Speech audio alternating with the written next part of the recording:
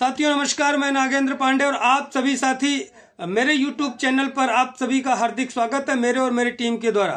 तो सबसे पहले साथियों आपको मैं बताना चाहता हूं कि जो साथी बीएड बीटीसी हैं, बीटीसी है माफ कीजिएगा, और बीएड भी है, उन दोनों के लिए एक तो खुशखबरी, आज माननीय उच्चतम न्यायालय अर्थात सुप्रीम कोर्ट से निर्णय आया है।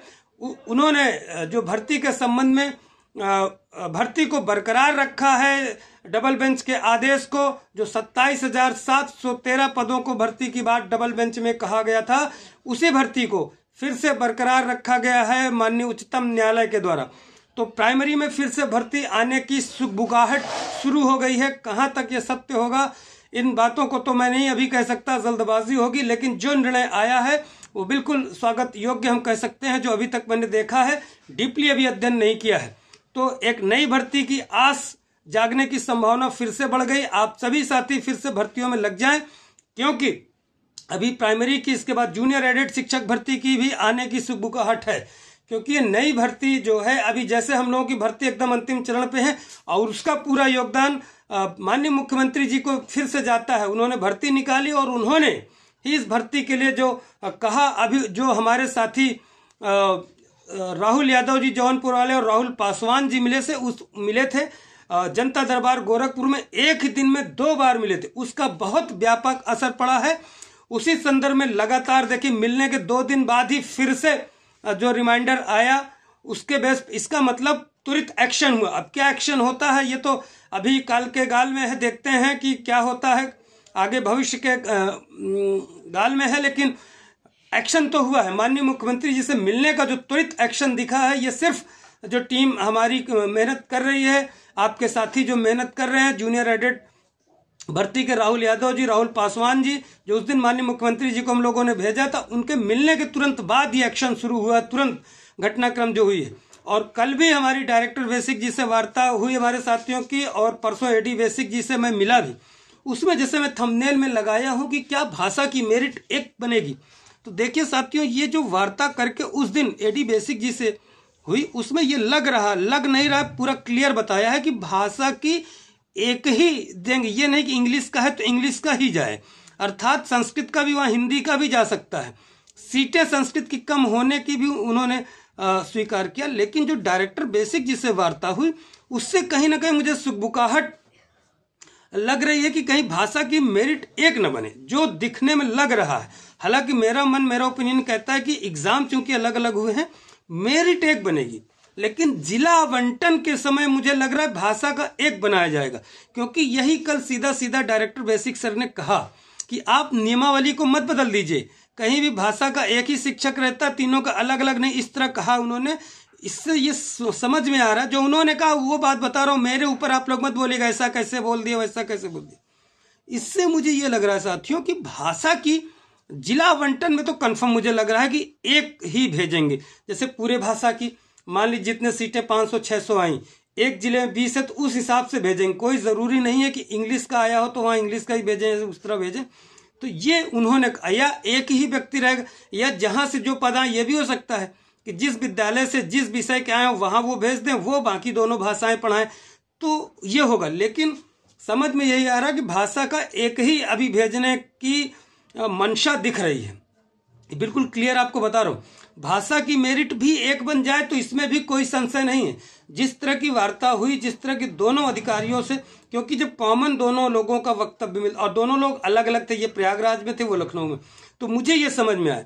दूसरी चीज ये है कि साथियों, जो ये घटनाक्रम जल्दी अभी हो रहे हैं, निश्चित रूप से इससे माननीय मुख्यमंत्री जी का योगदान और हमारी टीम का योगदान है। क्योंकि इतनी जल्दी जो घटनाक्रम अभी हो रहा है, जो वार्ता हुई एडी बेसिक जी से और डायरेक्टर बेसिक जी से, समझ में आया है तुरंत। देखिए हम लोगों के जैसे माननीय मुख्यमंत्री जी से साथी मिले, उसके दूसरे दिन ही 29 तारीख कल दूसरे तीसरे दिन ही ये लेटर जारी हुआ है, 2-3 दिन के अंदर, तो वो कहीं ना कहीं 2-3 दिन में ही असर होता है। उन्होंने बताया, तुरंत लिखा, और 2 साथी मिले, एक ही दिन में 2 बार मिले, तो ये बहुत व्यापक असर पड़ा है। और बहुत साथी इसको स्वीकार, कई साथियों ने, मुझे कम से कम 10 से 20 साथियों ने कहा कि सर चाहे कुछ भी कहें, लेकिन ये हम जान रहे हैं कि ये माननीय मुख्यमंत्री जो अंदर की खबर रखते हैं, जो उन साथियों का भी नाम भी बताऊंगा, कुछ मुख्य साथियों का, सबका नाम तो बताना संभव नहीं है। उन्होंने कहा भले हम लोग मिले सचिवालय में, जैसे हमारे साथी नितिन दुबे जी और मुकेश यादव जिस दिन मिले, उसी दिन रिमाइंडर जारी हुआ, और रिमाइंडर जारी होने के उन्होंने पहले बोल दिया था कि आज विशेष सचिव जी ने कहा है कि रिमाइंडर भेजता हूं, रुको। तो उनका वो प्रभाव हुआ और उन्होंने भी स्वीकार किया। नितिन दुबे जी ने कहा कि पांडे सर, मैं जानता हूं कि ये भर्ती जो है, जो अभी घटनाक्रम हो रहा, जो हमको सूचना मिल रही, ये माननीय मुख्यमंत्री जी से मिलने का बहुत बड़ा असर।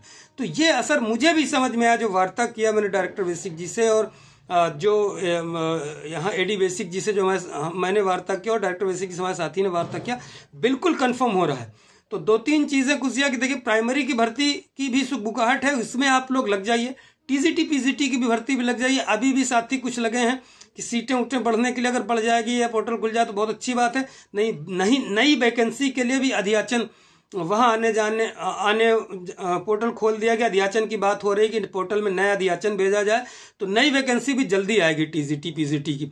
और जूनियर एडेड शिक्षक भर्ती की भर्ती होते ही तुरंत भर्ती लाने का प्रयास किया। अगर नियुक्ति होती है तो फिर से आप सभी के बीच में मैं आऊंगा, जैसे पहले रहता, अभी भी कर रहा हूं, लेकिन जो लिमिटेड तरीके से, जो संवैधानिक तरीके से कार्य कर रहा हूं। फिर अगर जूनियर एडेड शिक्षक भर्ती में मेरा चयन हो जाता है तो बिल्कुल, और जैसे कि संस्कृत में पहले से ही पता है कि सीटें कम। हाँ, एक चीज और बात करते करते याद है, कुछ लोग र्यूमर फैला रहे हैं कि इसमें ईडब्ल्यूएस और भूतपूर्व सैनिकों की सीट नहीं है। ये कई दिन से र्यूमर, किसी के, जैसे मैं पहले बोला था, किसी के माई के लाल में हिम्मत नहीं है कि भर्ती रद्द करा दे। आप लोगों को मैं कई बार बोला था, बड़े बड़े चैनलों के खिलाफ मैंने आवाज उठाई थी। आज सब बैकफुट पे हो गए हैं, आज सब समर्थन कर रहे हैं। उसी तरह फिर आज अपने चैनल के माध्यम से कहता हूं, किसी माई के लाल की हिम्मत नहीं है जो ईडब्ल्यूएस और भूतपूर्व सैनिकों का आरक्षण छीन ले। हम लोग अपना हक, अधिकार को छीनना जानते हैं, लेना जानते हैं। तो नागेंद्र पांडे के साथ अगर है आपकी लड़ाई लड़ रहा है तो चैनल को साथियों जरूर सब्सक्राइब कीजिए। भूल जाता हूं मैं शुरू में बताने, अमूमन लोग शुरू में बताते हैं, लेकिन अगर आपकी लड़ाई, आपकी सूचनाएं, आपके लिए भरोसा, हमारी टीम मेहनत कर रही, लगातार कार्य कर रही, तो आप चैनल को, हमारे वीडियोस भी अन्य साथियों के पास भी शेयर कर दीजिए। जो जूनियर वाले साथी हैं, जो प्राइमरी की भी तैयारी कर रहे हैं, उन सभी साथियों तक ये मैसेज पहुंचाइए कि वो तैयारी शुरू करें। नई प्राइमरी शिक्षक भर्ती निश्चित रूप से, जो माननीय उच्चतम न्यायालय का आदेश है आज सुप्रीम कोर्ट जी का, उससे सुगबुगाहट है। 27,000 तो अभी और पद हैं, इसमें जोड़ के नए अध्याचन लेके मुझे लग रहा है 50-52,000 एफिडेविट भी दिया है। हो सकता है 72-74,000 की ही भर्ती आ जाए, हो सकता है 50,000। अभी संख्या बल में मैं नहीं जाऊंगा, लेकिन निश्चित रूप से आपको कहीं ना कहीं सुगबुगाहट देख रही।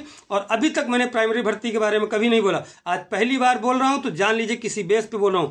तो ठीक है साथियों, सारी सूचना शॉर्ट में बहुत जल्द बता दिया।